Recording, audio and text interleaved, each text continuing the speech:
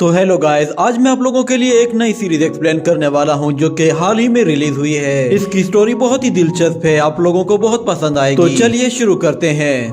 तो कहानी की शुरुआत में हमें एक एल्केमिस्ट को दिखाया जाता है जो कि एक पिल को रिफाइन कर रहा होता है, और ये पिल कोई मामूली पिल नहीं होती। वो एल्केमिस्ट एक सुप्रीम लेवल की पिल बना रहा था जिसमें उसे काफी दिक्कत का सामना करना पड़ता है और उसे अपना पूरा जोर लगाना पड़ रहा था। जिसके बाद हम देखते हैं कि उस सुप्रीम पिल के अंदर से बहुत ही पावरफुल एनर्जी निकलकर सीधा आसमान तक जा पहुंचती है। मगर फिर वहीं पे अचानक से एक लड़की आ जाती है जो कि उस एल्केमिस्ट को बाई हुआंग कहकर पुकारती है और कहती है कि तुम इस पिल को रिफाइन नहीं कर सकते। जिस पर बाई हुआंग उससे कहता है कि रुओ किंग, क्या हुआ है तुम्हें, तुम यहाँ क्या कर रही हो। जिस पर रुओ किंग उससे कहती है कि क्या तुम्हें मालूम नहीं कि मैं तुम्हें यहाँ पे मारने के लिए आई हूँ। ये सुनकर बाई हुआंग थोड़ा सा हैरान होता है और कहता है कि क्या तुम्हारा दिमाग खराब हो गया है। मगर वो लड़की कहती है कि इस तरह की डिवाइन पिल को सिर्फ मैं ही रिफाइन कर सकती हूँ और मैं ही दुनिया की नंबर 1 एल्केमिस्ट हूँ, और अगर तुमने ये पिल रिफाइन कर दी तो मुझे डर है कि तुम मुझसे आगे निकल जाओगे और ये मैं कभी नहीं होने दूंगी। ये सुनकर बाई हुआंग उससे कहता है कि रुओ किंग, तुम जानती भी हो कि मैंने अपना सब कुछ बेचकर इस पिल को बनाने की कोशिश की है ताकि मैं ये तुम्हें दे सकूं। मैं ये पिल तुम्हें देकर तुम्हें प्रपोज करना चाहता था। मगर वो लड़की कहती है अगर तुम्हारी सारी बकवास खत्म हो गई हो तो फिर मैं तुम्हें अब खत्म कर देती हूँ। उस लड़की की पावर देखकर बाई हुआंग हैरान हो जाता है और कहता है कि तुम्हारे पास इस तरह की टाइची फायर पावर कहाँ से आई, ये तो फायर पावर के सेकंड रैंक में आती है। जिस पर रुओ किंग कहती है कि तुम जानकर क्या करोगे, तुम तो वैसे भी मरने वाले हो। ये कहने के साथ वो बाई हुआंग पर एक बहुत ही पावरफुल स्पिरिट ईगल से हमला करती है। तो बाई हुआंग उसे अपनी तरफ आता हुआ देख लेता है, मगर वो वहीं पे ही डटा रहता है। जैसे ही वो ईगल उसके बिल्कुल पास पहुंच जाती है तो वो फौरन से पीछे हटकर उसे डॉज करता है और उससे दूरी बनाने के लिए उसे काफी दूर ले जाता है। मगर वो ईगल हर जगह उसका पीछा करती है और वो बहुत ज्यादा तेजी से उसके करीब आ रही थी। ये देखकर बाई हुआंग कहता है कि मुझे कोई भी नहीं मार सकता, अगर कोई मुझे मार सकता है तो वो मैं खुद हूँ। ये कहने के बाद वो अपने उस फर्नेस की तरफ आगे जाता है जहाँ पे वो उस पिल को बना रहा था। वो सीधा तेजी से उस फर्नेस के अंदर चला जाता है, जिसके बाद हम देखते हैं कि वो वहाँ पे बहुत ज्यादा एनर्जी इकट्ठी करना शुरू कर देता है और देखते ही देखते वहाँ पर एक जबरदस्त ब्लास्ट होता है जिससे वो पिल वहाँ से गायब हो जाती है। जिसके बाद हमें कई साल बाद का सीन दिखाया जाता है। एक सेक्ट में एक एल्डर खड़ा हुआ होता है और वो सब लोगों को बता रहा होता है कि मार्शल आर्ट की जर्नी में किसी तरह का कोई शॉर्टकट नहीं है। तुम लोगों को अगर कोई पावरफुल वॉरियर बनना है तो उसके लिए तुम्हें सबसे पहले अपनी 5 मेरिडियंस को एक्टिव करना होगा और उसे एक्टिव करने के लिए तुम्हें जी जान लगाकर मेहनत करनी होगी, और फिर बहुत ज्यादा मेहनत करने के बाद तुम अपनी 5 मेरिडियंस को एक्टिव कर पाओगे, जिसके बाद तुम्हारी कल्टीवेशन की जर्नी शुरू होगी। और वहीं पे हमें हमारा मेन कैरेक्टर भी दिखाया जाता है जिसका नाम बाइटियान होता है। वो दिल ही दिल में कह रहा होता है कि चाहे इस मर्तबा कुछ भी हो जाए मैं अपनी 5 डेंटियंस को एक्टिव करके ही रहूंगा।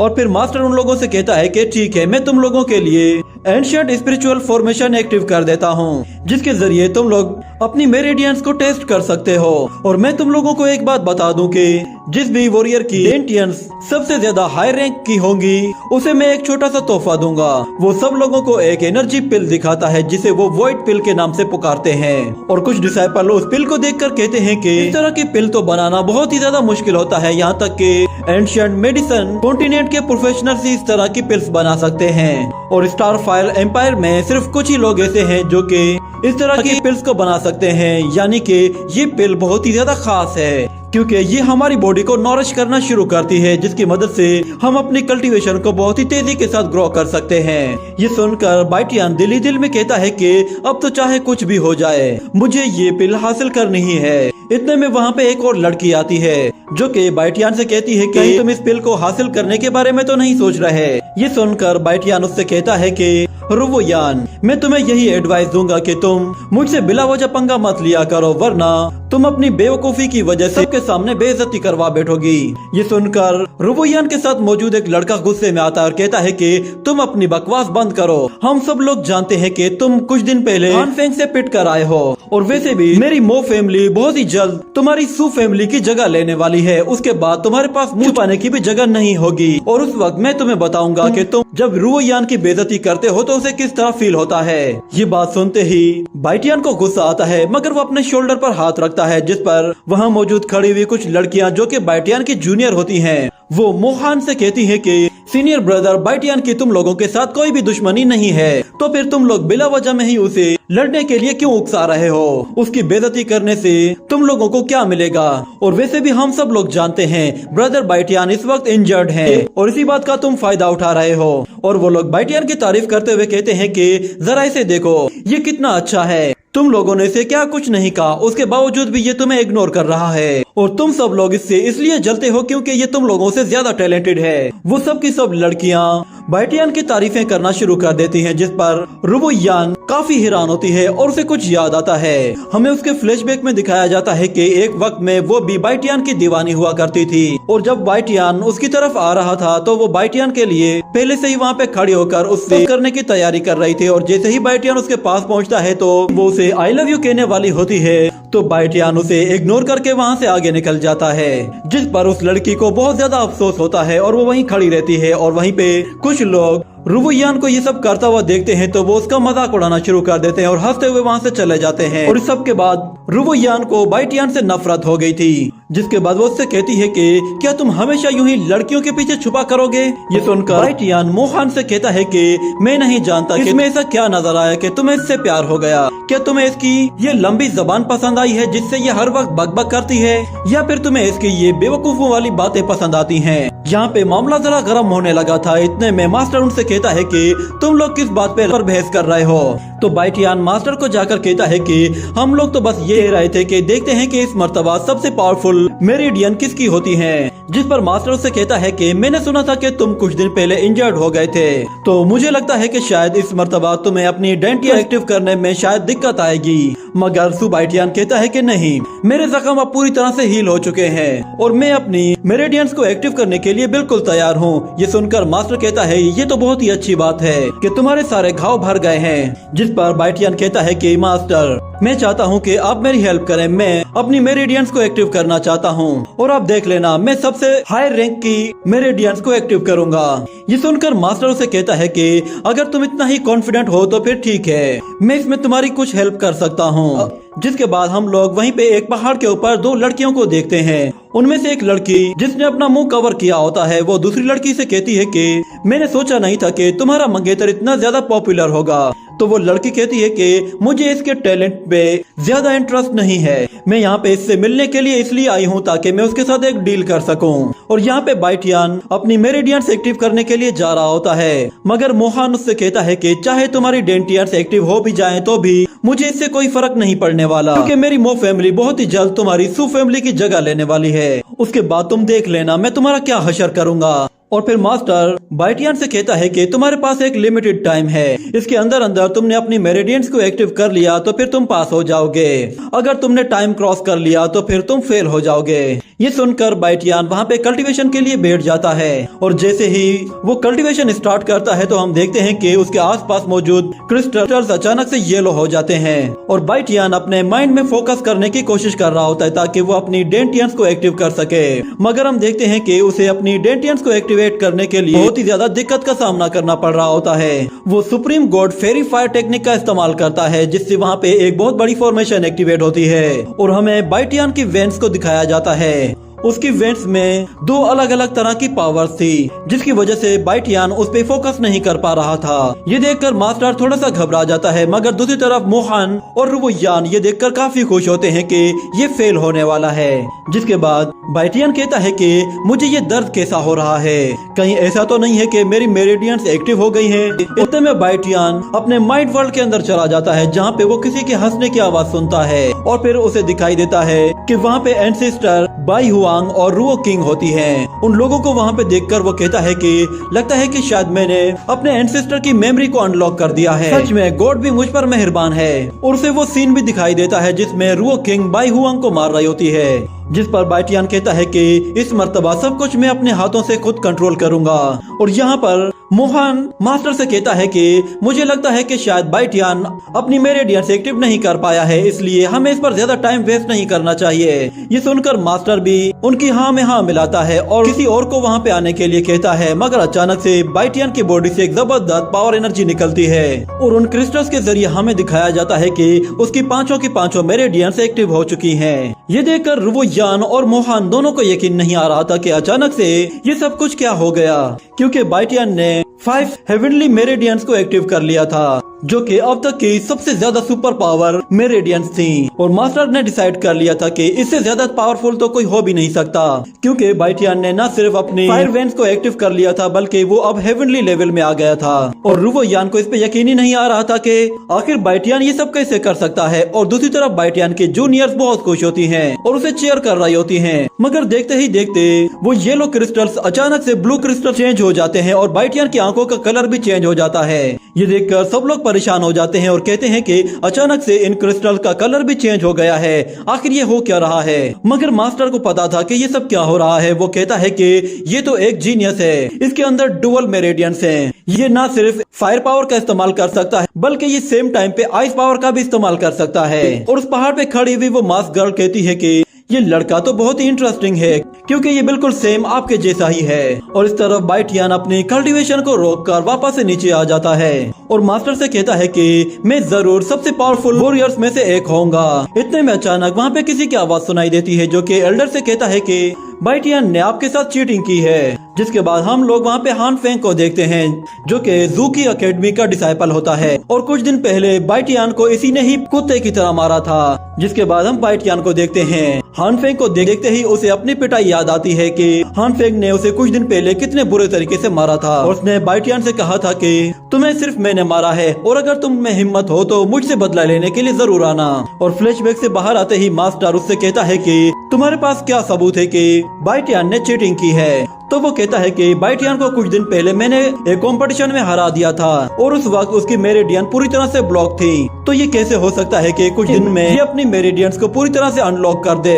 मुझे लगता है कि सू फैमिली ने किसी तरह के एलेक्सियर का इस्तेमाल किया है, जिससे वो लोग यहाँ पे एक तरह का इल्यूजन क्रिएट कर रहे हैं, ताकि सबको ऐसा लगे कि शायद बाइटियन ने अपनी मेरिडियंस को एक्टिव कर लिया है, वो भी हेवनली लेवल की। इतने में मोहान भी बीच में बोल पड़ता है और कहता है कि मैं इस लड़के के साथ एग्री करता हूँ, बाइटियन ने जरूर कोई चीटिंग की है। मगर फिर इतने में बाइटियन कहता है कि अगर तुम लोगों की बकबक खत्म हो गई हो तो फिर मैं कुछ बोलूं। वो हान फेंग से कहता है कि तुम जानना चाहते हो ना कि मैंने चीटिंग की है या फिर नहीं। हम लोग आपस में एक कंपटीशन कर लेते हैं जिसमें साफ पता चल जाएगा कि मेरी ये पावर असली है या नकली है। मैं तुम्हें लड़ाई के लिए चैलेंज करता हूँ, क्या कहते हो तुम। ये सुनकर हान फेंग कहता है क्या तुम मुझे चैलेंज करोगे? क्या तुम भूल गए हो कुछ दिन पहले तुम मेरे हाथों किस तरह पिटे थे? और तुम्हें लगता है कि तुम अपनी 5 मेरिडियंस को एक्टिव करने के बाद मुझे बहुत ही आसानी से हरा लोगे? ये नामुमकिन है, पर फिर भी तुमने मुझे चैलेंज किया है तो फिर ठीक है, मैं तुम्हारी ये ख्वाहिश भी जरूर पूरी करूंगा। ये सुनकर मास्टर कहता है तो इसका मतलब है तुम दोनों अब कंपटीशन करने वाले हो? तो बाइटियन कहता है कि हाँ।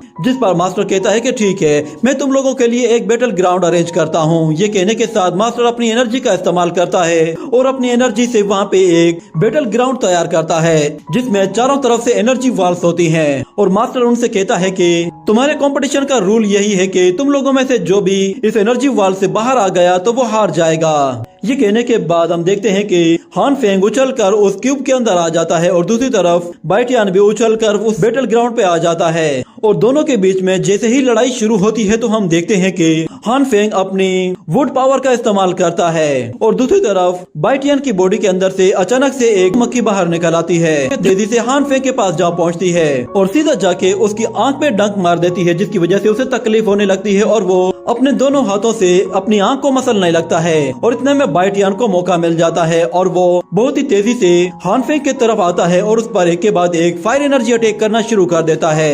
ये सब देखकर सब लोग बहुत खुश होते हैं और बाइटियन अपनी फुल स्पीड के साथ उस पर एक के बाद एक अटैक किए जा रहा होता है।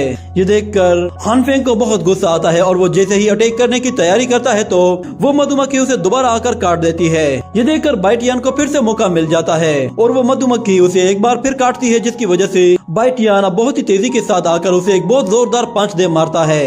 ये सब कुछ देखकर मोहन कहता है कि क्या वाकई में इसने 5 मेरिडियंस को एक्टिवेट कर लिया है, वो भी फायर एंड आइस पावर के साथ। और दूसरी तरफ बाइटियन की जूनियर्स बहुत ज्यादा खुश होती हैं और उसे चीयर करने लगती हैं, जिस पर रुवोयान को बहुत ज्यादा गुस्सा आने लगता है। और बाइटियन फेंग से कहता है कि तुम अब हार चुके हो, मगर वो कहता है कि मैंने अभी हार नहीं मानी। ये कहने के बाद वो दोबारा से लड़ने के लिए तैयार हो जाता है, जिस पर बाइटियन एक बहुत ही जोरदार फायर किक के साथ उसे उठाकर दूर फेंक देता है और उसके पास पहुंचकर उससे कहता है कि हान फेंग, मेरी एक बात बहुत ही अच्छे से याद रखना। ये कहकर वो अपना पैर उसके चेहरे के ऊपर रखता है और उससे कहता है कि तुम्हें आज मैंने पीटा है और अगर तुम्हें कभी बदला लेना भी हो तो सीधा मेरे पास आना, मैं तुम्हें हमेशा वेलकम करूंगा। हान फेंग को ये बातें सुनी सुनी सी लगती है। उसे याद आता है कि जब उसने बाइटियन की पिटाई की थी तो उसने बाइटियन को सेम यही लाइंस बोली थी। ये याद आने के बाद वो अपने आसपास देखता है कि सब लोग पिटाई होते हुए देख रहे हैं, जिस पर वो खड़ा होने की कोशिश करता है मगर बाइटियन उससे उठने नहीं देता और फिर एक लात मारकर उसे उस एनर्जी वॉल से बाहर फेंक देता है। और रुवोयान मोहान की तरफ देखकर कहता है कि और कोई है जिसे मेरी मेरिडियंस के एक्टिव होने पर शक हो तो फिर मैं उसके साथ भी मुकाबला करने के लिए तैयार हूँ। ये सुनकर मोहान रुवोयान दोनों ही शर्मिंदा होते हैं और अपना मुंह छुपाकर खड़े हो जाते हैं। जिसके बाद हम पहाड़ पे खड़ी हुई उन दो लड़कियों को देखते हैं। उनमें से एक कहती है कि यहाँ पे काफी शोर है, चलो हम यहाँ से चलते हैं। ये कहने के बाद वो वहाँ से चली जाती हैं और इसी के साथ ये सीन यहीं कट होता है। अगले सीन में हम लोग बाइटियन को देखते हैं। वो मास्टर के पास आता है तो मास्टर कहता है कि कांग्रेचुलेशन, अब से तुम हमारी सुजाकू अकेडमी के डिसाइपल बन गए हो। ये कहने के बाद वो उसे वो वॉइड पिल भी देता है। उस पिल को लेते हुए बाइटियन दिल ही दिल में कहने लगता है कि इस तरह की पिल से तो मैं एंसेस्टर के जैसा नहीं बन पाऊंगा, मगर फिर वो दिल ही दिल में कहता है कि कुछ न मिलने से तो कुछ मिल जाना ही बेहतर है। ये कहकर वो उस पिल को ले लेता है। इसके बाद ये सीन यहीं कट होता है। अगले सीन में हमें दिखाया जाता है कि बाइटियन जंगल में अकेला कहीं जा रहा होता है। अचानक उसे किसी की आवाज सुनाई देती है जो कि उससे कहती है कि मास्टर आप मेरी कोई हेल्प नहीं कर रहे, मुझे बहुत गुस्सा आ रहा है। ये सुनकर बाइटियन वहीं रुक जाता है और अपने दाएं बाएं देखता है, उसे कोई भी नजर नहीं आता। जिस पर वो कहता है कि कौन है यहाँ और कौन मुझसे बात कर रहा है। ये कहने की ही देर थी कि बाइटियन की बॉडी से अचानक से कोई चीज बाहर निकल आती है जो कि एक छोटे से बीस्ट में ट्रांसफॉर्म हो जाती है और वो छोटा सा बीस्ट एक छोटी सी कैट की तरह दिखता है। बाइटियन को देखकर कहता है कि आप घबराए मत, ये मैं हूँ। तो बाइटियन कहता है कि क्या, कौन हो तुम? ये बात उस छोटे बीस्ट को काफी बुरी लगती है और वो कहता है कि मास्टर आपने मुझे पहचाना नहीं, ये मैं हूँ एल्कियो, मैं वही एल्फ गॉड रिफाइनिंग पिल हूँ जिसे आपने खुद रिफाइन किया था। ये सुनकर बाइटियन कहता है कि अच्छा तो ये वही सुप्रीम पिल है जिसे एंसेस्टर ने रिफाइन किया है। तो एल्कियो से कहता है कि तुम तो मास्टर के डिसेंडेंट हो, इसका मतलब ये है कि आज से तुम ही मेरे नए मास्टर हो। मगर बाइटियन उससे कहता है कि वो एविल गॉड रिफाइन पिल किसी और फॉर्म में कैसे ट्रांसफॉर्म हो सकती है। जिस पर एल्कियो उससे कहता है कि शायद आप नहीं जानते, मेरा मास्टर मेडिसिन कॉन्टिनेंट का सबसे पावरफुल एल्केमिस्ट था, उसी ने ही मुझे ऐसा बनाया है। मगर बाइटियन कहता है कि आज से पहले मैंने कभी भी किसी तरह के पिल को किसी चीज में ट्रांसफॉर्म होते हुए नहीं देखा। पर एको उसे बताता है कि जो भी ट्रू गॉड पिल होगी उसके अंदर किसी भी चीज में ट्रांसफॉर्म होने की एबिलिटी होगी और मेरे पास तो ट्रांसफॉर्म होने के अलावा मैजिक स्किल्स भी हैं। मैं दुनिया की किसी भी चीज में ट्रांसफॉर्म हो सकता हूँ। मगर बदकिस्मती से मैं बहुत ही लंबे टाइम के बाद नींद से जागा हूँ और मेरी सारी पावर अब बहुत ज्यादा वीक हो चुकी है। ये सुनकर बाइटियन कहता है कि इसका मतलब ये है कि एंसेस्टर ने एक ट्रू गॉड पिल बना ली थी, वो उसमें सक्सेसफुल हुए थे। जिस पर एल्कियो कहता है कि हाँ, मैं इतने लंबे टाइम से अपने मास्टर के दिल के अंदर सो रहा था, मगर जैसे ही तुमने अपनी 5 मेरिडियंस को एक्टिव किया तो उसके साथ साथ मैं भी होश में आ गया। ये सुनकर बाइटियन उससे कहता है कि अच्छा तो हान फेंग को वो जो ग्रीन बग काट रहा था वो तुम थे। जिस पर एल्कियो कहता है कि हाँ, मुझे वो बिल्कुल भी पसंद नहीं, इसीलिए मैंने उसे सबक सिखाने का फैसला किया था। जिसके बाद बाइटियन उससे कहता है कि क्या तुम मुझे बता सकते हो कि तुम्हारे अंदर और कौन कौन सी एबिलिटीज हैं? तो एल्कियो बताता है कि मैं स्पिरिट को कंट्रोल करने के अलावा किसी भी चीज की स्ट्रेंथ को डबल कर सकता हूँ। ये सुनकर बाइटियन खुश होता है और कहता है कि स्पिरिट कंट्रोल करने से तो ये वाली टेक्निक बहुत ही ज्यादा एडवांस है, मुझे लगता है कि फ्यूचर में ये टेक्निक मेरे बहुत काम आने वाली है। मगर फिर एल्कियो उससे कहता है कि मैं काफी लंबे टाइम के बाद होश में आया हूँ और मैं बहुत वीक हो चुका हूँ, तो मैं सिर्फ श्वान लेवल की पिल्स को ही अपग्रेड कर सकता हूँ। मगर तुम्हें थोड़ा इंतजार करना होगा, जैसे ही मैं ग्रो करूंगा वैसे ही मैं हाई लेवल की पिल्स को भी अपग्रेड कर पाऊंगा। ये सुनकर बाइटियन कहता है अच्छा तो फिर तुम ग्रो किस तरह करोगे? तो एल्कियो बताता है कि मैं एक डिवाइन पिल से ट्रांसफॉर्म हुआ हूँ, जिसका मतलब ये है कि अगर तुम मुझे पिल्स या फिर स्नैक्स खिलाओगे तो फिर मैं उससे जल्दी ग्रो कर पाऊंगा। और इस वक्त मुझे बहुत ज्यादा भूख लगी है, क्या आपके पास कोई ऐसी चीज है जो मैं खा सकूं? ये सुनकर बाइटियन उस वॉइड पिल को बाहर निकालता है। उस पिल को देखकर एल्कियो कहता है कि ये तो बहुत ही लो लेवल की पिल है, पहले मुझे जरा इसकी स्ट्रेंथ को डबल करने दीजिए। ये कहने के साथ वो अपनी मैजिक पावर का इस्तेमाल करके उस एलिक्सियर की पावर को बढ़ा देता है और बाइटियन अपनी आंखों से देखता है कि उस पिल की पावर पहले के मुकाबले में ज्यादा बढ़ गई है। और एल्कियो जैसे ही उस पिल को खाता है तो वो कहता है कि हाँ, इसका टेस्ट अब कुछ अच्छा था।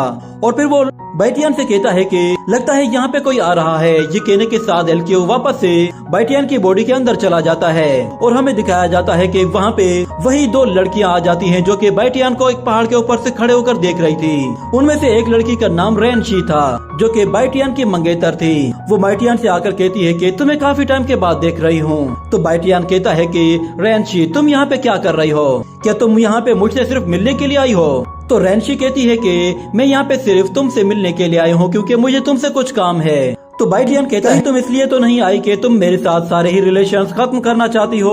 ये सुनकर वो उसे कुछ जवाब नहीं देती और उसे गौर से देखती है और कहती है कि ये पहले के मुकाबले में बहुत ही ज्यादा अलग लग रहा है, क्योंकि जब हम लोग फर्स्ट टाइम मिले थे तो उस वक्त ये मुझे देखकर काफी ज्यादा डरा हुआ था और काफी ज्यादा शर्मा रहा था, और इस मर्तबा इसे देखो ये बिल्कुल रिलैक्स है। जिसके बाद वो बाइटियान से कहती है कि तुम्हें ऐसा क्यों लगता है कि मैं यहाँ पे तुमसे अपना रिलेशन तोड़ने के लिए आई हूँ? जिस पर बाइटियान उससे कहता है कि अगर तुम ये रिलेशन तोड़ना चाहती हो तो मुझे इसमें कोई मसला नहीं, मैं तुम्हें इसके लिए बिल्कुल भी फोर्स नहीं करूँगा। पर वो लड़की कहती है कि नहीं, तुम बिल्कुल गलत सोच रहे हो। मैं यहाँ पे तुमसे मिलने के लिए इसलिए आई हूँ क्योंकि मैं तुम्हारे साथ एक डील करना चाहती हूँ। ये सुनकर बाइटियान कहता है कि डील? किस तरह की डील? कहीं ऐसा तो नहीं है कि तुम मुझे कोई शील्ड की तरह यूज करना चाहती हो? ये सुनकर वो कहती है मैं असल में प्रैक्टिस करना चाहती हूँ और मैं चाहती हूँ कि तुम उसमें मेरी हेल्प करो, और मुझे लगता है कि शायद तुम भी मेरी मदद करना चाहते हो। जिस पर बाइटियान कहता है कि तुम्हें ऐसा क्यों लगता है कि मैं तुम्हारी हेल्प करूंगा? ये सुनकर उस लड़की को गुस्सा आता है, मगर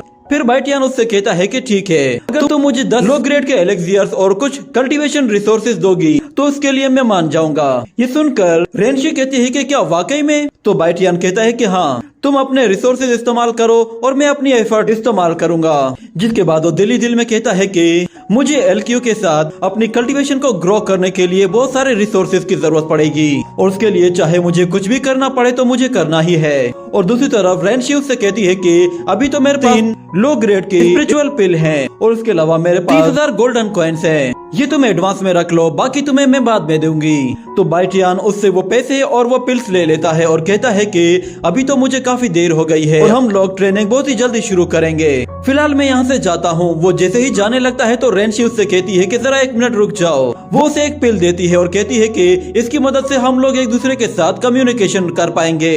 तो ये सुनकर बाइटियान उससे वो पिल ले लेता है, और अगले सीन में हम देखते हैं कि बाइटियान अपने घर वापस आता है और कहता है कि सिस्टर, फादर, आप कहाँ हैं? मैं घर आ गया हूँ। वो घर आता है और देखता है कि सामने चाय पड़ी है, तो वो उसे उठाकर फौरन से पीने लगता है। जिसके बाद हमें उसकी सिस्टर को दिखाया जाता है। वो उसके पास आकर उससे कहती है कि आज तो तुम्हारा टेस्ट था, तुम्हारा टेस्ट कैसा रहा? तो बाइटियान कहता है तुम्हें यकीन नहीं आएगा, मैंने अपनी 5 मेरिडियंस को एक्टिवेट कर लिया है और मैं अब एकेडमी का डिसाइपल बन चुका हूँ। सुनकर उसका फादर भी बहुत खुश होता है और कहता है कि क्या वाकई में? ये तो बहुत ही अच्छी बात है। जिसके बाद बाइटियान उसे अपनी पावर दिखाता है। उसके एक हाथ में आइस होती है और दूसरे में फायर होती है, जिस पर उसका फादर काफी चौंक जाता है और कहता है कि ये तो डुअल कल्टीवेशन लेवल है। सच में गॉड भी हम पर मेहरबान हुआ है, अब हमारी फैमिली दोबारा से रिवाइव करेगी। वो बाइटियान से कहता है कि चलो हम लोग बैठकर बात करते हैं। वो लोग एक जगह बैठकर बात करते हैं और चाय पीते हुए बाइटियान अपने फादर से कहता है कि आपने मुझसे वादा किया था कि जब मैं अपनी मेरिडियंस को एक्टिव कर लूंगा आप मुझे मेरी मदर के बारे में बताएंगे। ये सुनते ही उसकी सिस्टर काफी उदास हो जाती है और उसका फादर कहता है क्या वाकई में तुम जानना चाहते हो? तो बाइटियान कहता है कि हाँ। ये सुनकर उसका फादर कहता है कि ठीक है, वैसे भी अब तुम काफी बड़े हो चुके हो तो अब तुम्हारा हक बनता है कि तुम्हें सब कुछ बता दिया जाए। तुम्हारी मदर का नाम याओ यूली था। वो ईस्टर्न फायर मेडिसन वैली के मास्टर की यंगेस्ट डॉटर थी और जब तुम 3 साल के थे उस वक्त ईस्टर्न वैली के लोगों ने हम पर हमला किया था और वो लोग तुम्हारी मदर को जबरदस्ती यहाँ से ले गए थे। यहाँ तक कि उन्होंने तुम्हारी सिस्टर की बॉडी से उसके ग्रैंडफादर की ग्रीन फ्लेम्स को भी निकाल लिया था और तुम बहुत ही ज्यादा छोटे थे इसलिए तुम्हें इसके बारे में कुछ भी नहीं मालूम। सारी बातें सुनकर बाइटियान को बहुत गुस्सा आता है और वो कहता है कि उस मेडिसन वैली की हिम्मत कैसे हुई ऐसा करने की। तो उसका फादर कहता है कि तुम्हारी सिस्टर भी बहुत ही पावरफुल हुआ करती थी मगर वो भी उनके सामने कुछ नहीं कर पाई। ये सुनकर उसकी सिस्टर भी काफी उदास हो जाती है मगर बाइटियान जोश में आ जाता है और कहता है कि आप लोग बिल्कुल बेफिक्र हो जाएं, मैं आप लोगों का बदला जरूर लूंगा। मगर उसका फादर कहता है फिलहाल जोश से नहीं होश से काम लेने का वक्त है, तुम फिलहाल अपनी कल्टीवेशन पर फोकस करो और खुद को इस लायक बनाओ कि तुम कल को उनके आगे खड़े हो सको। ये कहने के बाद अगले सीन में हम लोग देखते हैं कि बाइटियान अपने रूम में कल्टीवेशन कर रहा होता है और वो कहता है कि एंशिएंट मेडिसन वैली को 5 कल्टीवेशन वॉरियर्स में डिवाइड किया जाता है, जिनमें लोवेस्ट लेवल से हाईएस्ट लेवल के कल्टीवेटर होते हैं, जिनमें वू लिंग, वू जोंग, किंग वू, एम्परर वू और गॉड ऑफ वार शामिल है। और जब भी कोई शख्स अपनी मेरिडियंस को एक्टिवेट करता है तो वो अपने 9 पाथ मेरिडियन रियलम को अचीव करता है और उसके बाद वो 6 स्टार माइनर रियलम की तरफ आगे बढ़ता है। और मुझे एक सुप्रीम वॉरियर बनने के लिए स्टेप बाय स्टेप हर एक लेवल को कल्टीवेट करना होगा, जिसके बाद वो अपनी कल्टीवेशन को बढ़ाने के लिए 3 लो ग्रेड के क्रिस्टल्स को बाहर निकालता है और एलक्यू को भी बाहर आने के लिए कहता है, जिस पर एलक्यू कहता है कि क्या हुआ, क्या तुम्हारे पास खाने के लिए कोई चीज है? तो बाइटियन कहता है कि हाँ, मेरे पास ये 3 क्रिस्टल्स हैं, मैं चाहता हूँ कि तुम इनकी पावर्स को बढ़ा दो, उसके बाद मैं एक क्रिस्टल तुम्हें दूंगा। ये सुनकर एलक्यू बहुत खुश होता है और वो उनकी पावर्स को अपग्रेड करना शुरू कर देता है, मगर अचानक से वो थक हार कर गिर जाता है क्योंकि वो बहुत ज्यादा वीक हो चुका था, अब वो उन्हें अपग्रेड नहीं कर पा रहा था। जिसके बाद बाइटियन कहता है कि तुम ये एक क्रिस्टल खा लो और जाकर आराम करो। तो एलक्यू कहता है कि मैं आराम करने जा रहा हूँ, अगर आपको मुझसे कोई भी काम हो तो आप मुझे आवाज दे देना। और दूसरी तरफ बाइटियन के पास अब 2 ही क्रिस्टल बचे हुए थे, जिस पर वो कहता है कि उम्मीद है कि ये 2 क्रिस्टल मेरी कल्टीवेशन लेवल को शुआन हुआंग लेवल तक लेकर जाएंगे।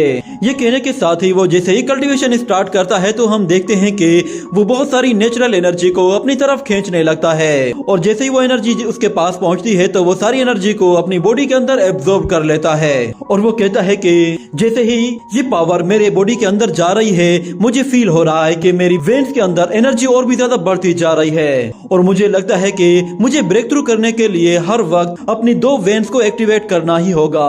और वो फील करता है कि जैसे जैसे उसकी कल्टीवेशन अपग्रेड हो रही है, उसके अंदर कॉम्बैट स्किल्स भी इम्प्रूव होती जा रही हैं। और पूरी रात कल्टीवेशन करने के बाद जब सुबह होती है तो वो कहता है कि लगता है कि मेरी अब क्रिस्टल पावर खत्म हो चुकी है, मैं इन्हें बस इतना ही यूज कर सकता था। मगर ये बिल्कुल भी बेकार में नहीं गई, इनकी मदद से मैंने अपनी 10 स्पिरिचुअल वेन्स को एक्टिवेट कर लिया है और ऐसा लग रहा है कि जैसे शायद शुआन हुआंग लेवल के फर्स्ट लेवल को मैंने अचीव कर लिया है। मेरी बॉडी के हर एक मसल के अंदर फायर एंड आइस पावर भर गई है। इतने में अचानक उसे कुछ लोगों के चिल्लाने की आवाज सुनाई देती है, जिस पर वो उठकर बाहर चला जाता है और हमें दिखाया जाता है कि बाहर एक आदमी बाइटियन के फादर पर चिल्ला रहा होता है और वो कहता है कि मेरे बेटे की शादी सू फैमिली की लड़की के साथ नहीं होगी, तुम्हारे लिए बेहतर यही है कि तुम अपनी बेटी की शादी अपनी किसी सू फैमिली के लड़के के साथ करा दो और ऊपर से तुम्हारी सू फैमिली ने मुझसे 5 लाख गोल्ड कॉइन लिए हैं, वो भी तुम लोगों को वापस करने होंगे। और एक बात याद रखना, हमारी क्यान फैमिली की वजह से ही तुम्हारी सू फैमिली की पोजीशन अभी तक बरकरार है।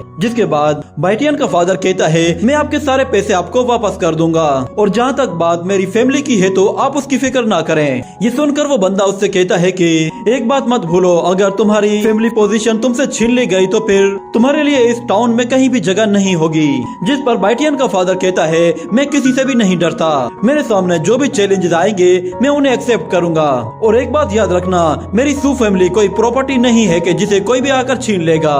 ये बात सुनकर दूसरा बंदा कहता है कि सू लियो, तुम इतने ज्यादा आंकड़ो मत, मुझे मेरे पैसे जल्द से जल्द वापस चाहिए।